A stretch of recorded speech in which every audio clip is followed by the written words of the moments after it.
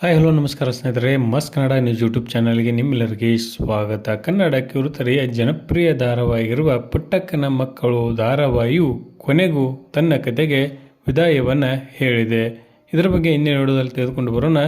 ನೀವು ಸಹಿತ ಈ ಧಾರಾವಾಹಿಯನ್ನು ಇಷ್ಟಪಡೋದಾದರೆ ಈ ವಿಡಿಯೋಕ್ಕೆ ತಪ್ಪದೆ ಒಂದು ಲೈಕ್ ಮಾಡಿ. ಪುಟ್ಟಕ್ಕನ ಮಕ್ಕಳು ಧಾರಾವಾಹಿ 2021 ಡಿಸೆಂಬರ್ 13ರಿಂದ ಆರಂಭಗೊಂಡಿದ್ದ ಈ ಧಾರಾವಾಹಿಯು ಸಾಕಷ್ಟು ವಾರಗಳ ಕಾಲ TRPಯಲ್ಲಿ ನಂಬರ್ 1 ಸ್ಥಾನವನ್ನು ಪಡೆದುಕೊಂಡ ಹೆಗ್ಗಳಿಕೆ ಈ ಧಾರಾವಾಹಿಗೆ ಸಲ್ಲುತ್ತದೆ ಎಂದೇ ಹೇಳಬಹುದು.